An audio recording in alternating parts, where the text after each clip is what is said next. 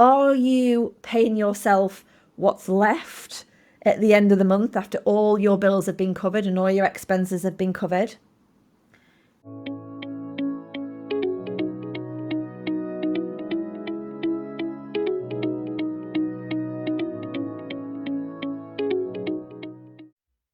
Welcome to the Treat Your Business podcast, the show for clinic owners who want real, honest advice and tried and tested ways of doing things.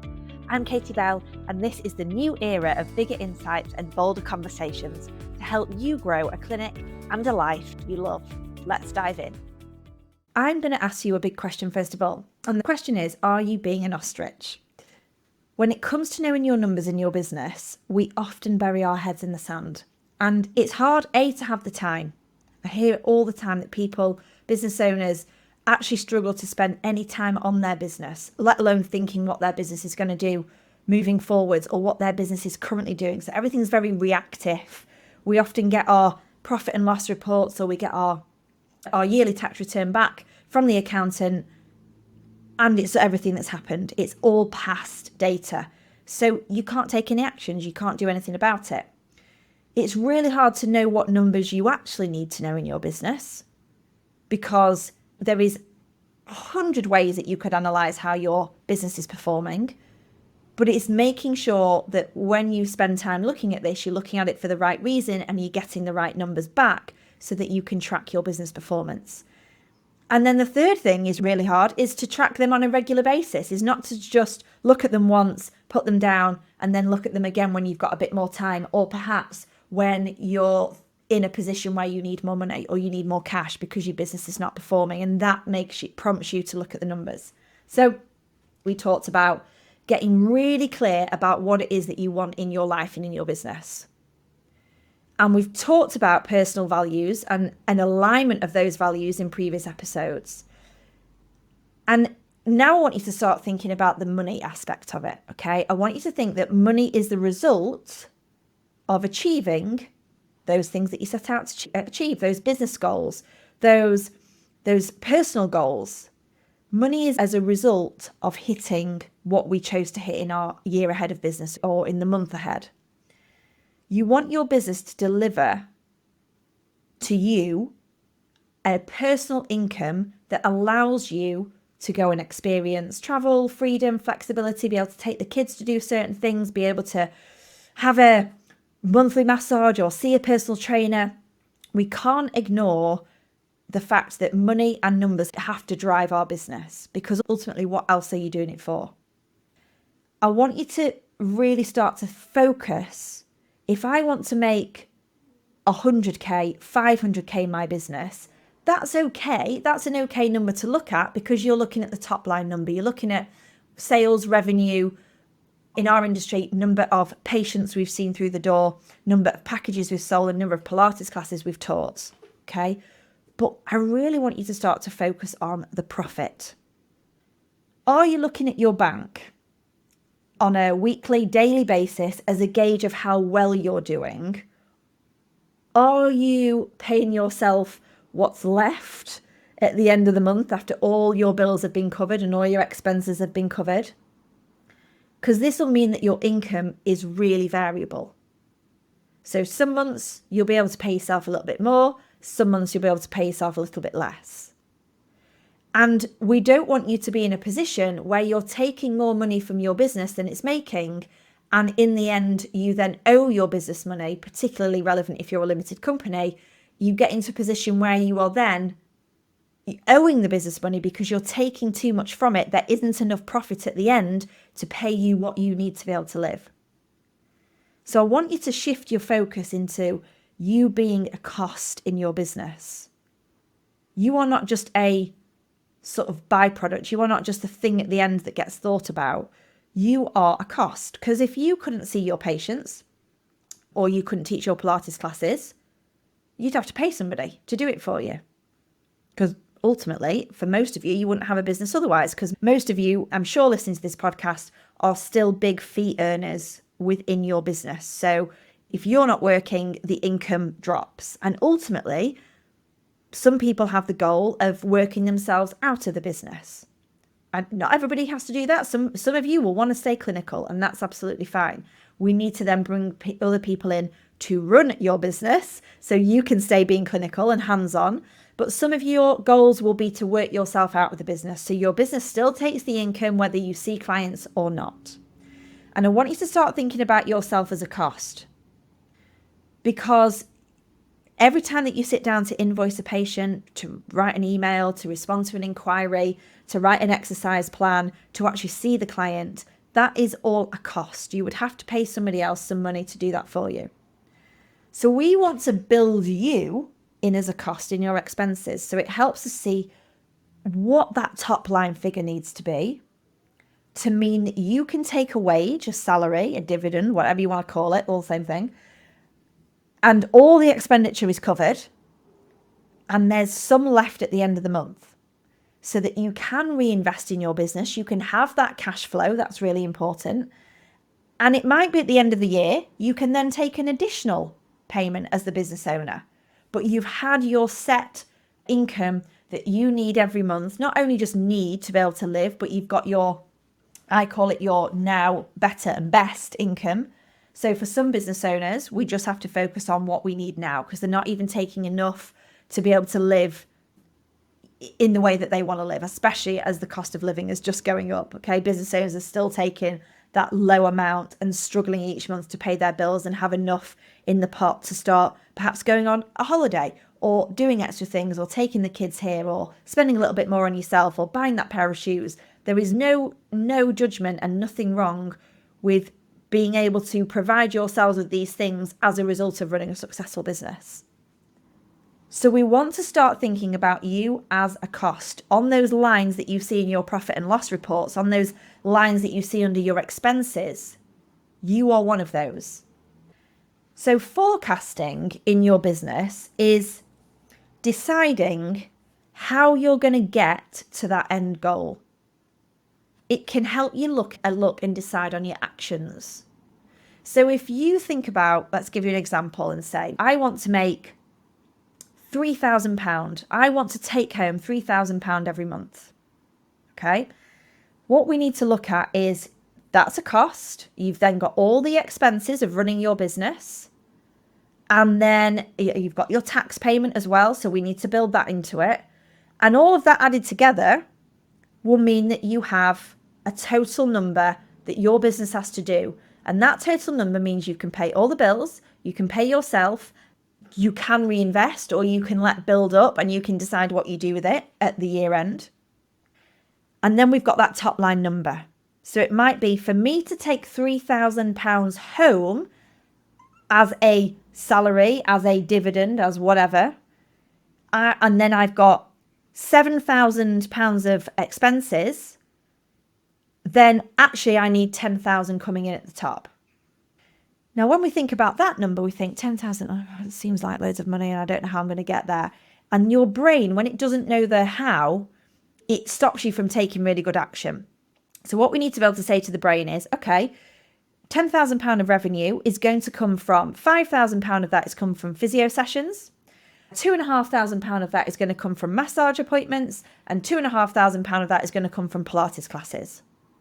Or you might have a business that has only one element to it. You might be a sports therapist, and therefore £10,000 of revenue is only coming from sports therapy appointments.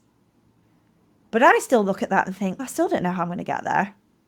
So then you start thinking, okay, if my average session cost is, I don't know, example, £50, and I need to make, let's say, £5,000 of sports therapy sessions or physio sessions or osteopathy sessions, I need to make £5,000 and my average cost is 50. If I take 5,000 divided by 50, it gives me 100.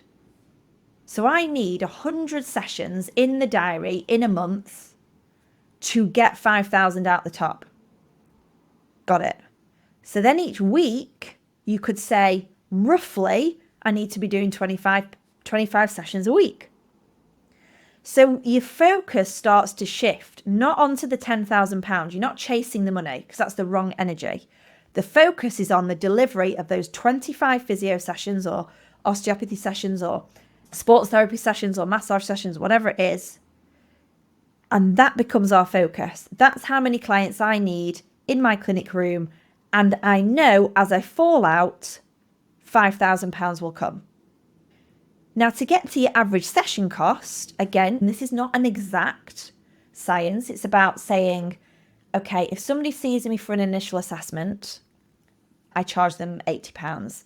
If somebody sees me for a half an hour follow-up, I charge them £50. If somebody sees me for 45 minutes, I charge them £65. So what you want to try and work out is your average session cost. And I usually do that over the hour. So I would look at, okay, I do 2 half an hour follow-ups. So that's £50 a half an hour. That's £100. I do, my cost for 45 minutes is £75. So over an hour, that would be £100 revenue. My initial assessment price is £95. So you can add those up, divided by the number of things that you're doing. So to get an average, divided by 3 in my case. And that will give you what you're on average charging out for an hour of work. So you can then start to see how many hours of treatment I need in my diary. So £5,000 falls out the bottom. And that really starts to allow your brain, your ego that loves to know the how, oh, I know exactly what I'm working towards now. It's a much more tangible number. Let's look at if you were a Pilates instructor, okay? And your goal is £3,000 take home. And you want to work out, that's what I want to take home. This is all the expenses in my business. We've allocated some towards tax. So that is what the top number needs to be. Let's just say that's £6,000, okay? For you to be able to take 3K home. Now you're doing really well if you've got 50% margin. If you're that's a great business model. Let's keep going if that's the case. But just go with me. £6,000 in the top, you get £3,000 out the bottom, with everything else taken into consideration. Now, what you want to work out is how many people do I need attending for a Pilates class? And that becomes your target. If your average Pilates class is £10, then you need 600 people paying you £10 or 600 sessions in the month to get £6,000 out the top, for £3,000 to fall out the bottom. So you can start to then dig into, okay, if I need 600 sessions and I've got 10 people on each class, that means that I need 60 classes on the timetable in a month, and each week I need 15 classes. Because if I've got 15 classes on the timetable, 10 people doing it, over the month I've got 600 sessions. But you might say, oh, but that doesn't make sense because I've only got 8 classes on my timetable. So the numbers are showing you that to get to where you want to be, we'd have to add more classes in, which will increase your expenditure. So forecasting is you deciding, this is what I want to take. This is what I want my income to be. Looking at analysis of past business performance and your trends. So you can look at your past data. And so therefore you can look at your expenditure. You can also bring in seasonal trends. So as a business in our industry, we do have seasonal trends. And you can look back at your years of data if you've been established for a while, and you can look at, on average, when you have months that generally are slightly lower in terms of income. I know in our business that in July and August, we naturally see a drop off. And that's because a lot of our age range of our clients have kids and they go on holiday. I also know that I have a lot of staff, so I have a lot of annual leave in July and August, which ultimately means we will have less ability to make income. So in your business, if you are a leader and you have team and you have employed staff, if you say have 10 employees, each employee pro rata is entitled to 5.6 weeks of annual leave a year. Okay, times that by 10 is nearly 60 weeks of the year that people will have, obviously individually, as annual leave. So when you've got bigger team, you'll almost never have a week where you've got everybody in, because that's how many weeks of annual leave you've got to predict for. So building all these numbers into your forecast allows you to see Not what's realistic, I hate that word, but what you've got the capacity to do. You can also look, if my numbers are suggesting I'm going to go from £10,000 to 12,000 to 13,000 to 14,000 pounds in revenue in number of sessions that we're doing or number of Pilates classes that we're teaching, but I've literally only got the capacity to do £10,000 of that, that tells us we've got to recruit. It tells us ahead of time when we might need to recruit. So if your forecast is showing that, say in June, you're taking that next step, you don't want to see any more clients, the rest of your team, you've not even got team yet, but you don't want to see any more, but forecast is telling you we're going to be doing more, then we can start looking at, in February, March, a recruitment plan. Because it's that be, do, have principle. We can't wait to have all the clients to then decide to get the member of staff. We've got to start predicting, going to get the member of staff here, and I've got a marketing plan in place to then get the clients that we need through the door. So forecasting it's a little bit like predicting the weather, and it's a little bit about being a fortune teller, but you can use past data in your business. You can use seasonal trends. You can look at how the industry is working. You can look at the economy to a certain level, and you can just predict and decide what it is you want to do in your business moving forwards. It also helps you identify any ongoing problems, because when you're looking at it month on month, we look at it week on week, you can reduce the risk of overspending. If you start prioritizing profit over turnover, you will start to see where there are better margins in your business. I can't tell you how many times I talk to business owners who are, perhaps, let's give you an example, renting some of their rooms out, okay? And when they rent the rooms out, they are having to check in that they've turned the heating off. I had one of our fabulous clients, she won't mind me telling you this story. She was renting out her studio to, I think it was a yoga instructor or somebody who was doing hypnotherapy, something like that. And this instructor wanted this client to market to all of her clients about her classes that are going to run in the studio, okay? Because this physio got a great client basis, and this instructor wanted to use her studio, but use all of her access to clients to build her classes up. Okay. This instructor was paying something like £15 for the hour to rent the studio out. And this instructor forgot to turn the storage heaters off overnight. So when the physio came in the next day and the place was absolutely overheating, it cost her something like £30 to have the storage heaters left on overnight. She was charging £12. It then meant that she had to drive in the next day to check that the heating was turned off. It wasn't. So that was another hour of her time. She then had to email all her clients about this instructor's class, which was another amount of time.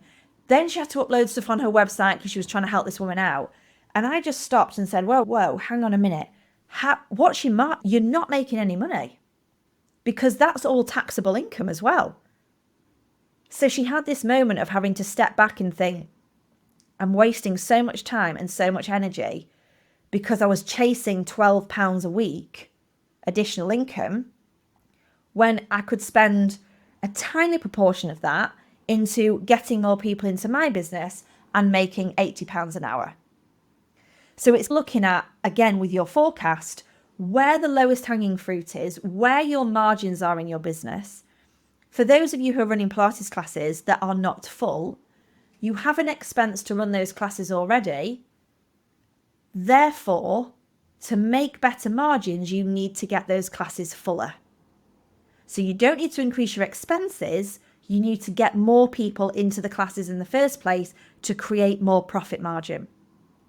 If you've got team members who are not working at a high enough capacity, i.e. they're not seeing enough clients on their client list, in their diary, you don't have to add more staff members in.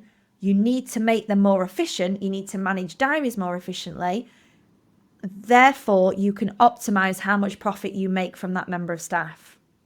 But you only know this from running your numbers.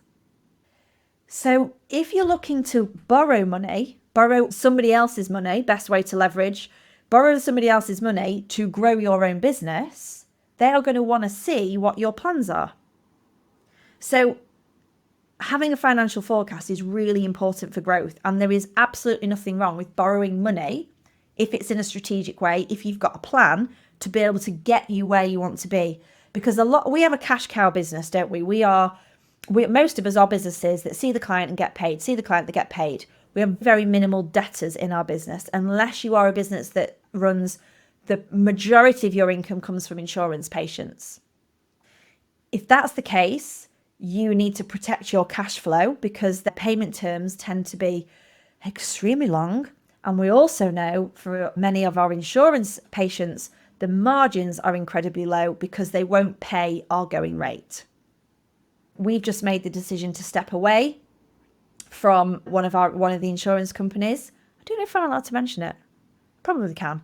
We've made the decision to move away from one of the main insurance companies. You can probably guess who that is, because the things that we were being asked to prove and jump through and the paperwork we were being asked to provide was all a cost.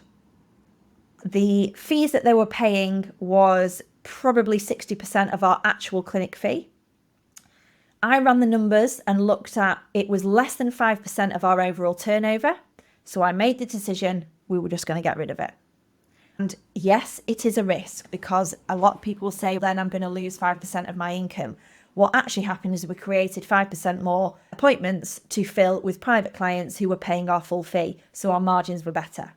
So these are, when you know your numbers in this detail, these are the kind of numbers that you need to know to then make those big decisions in your business.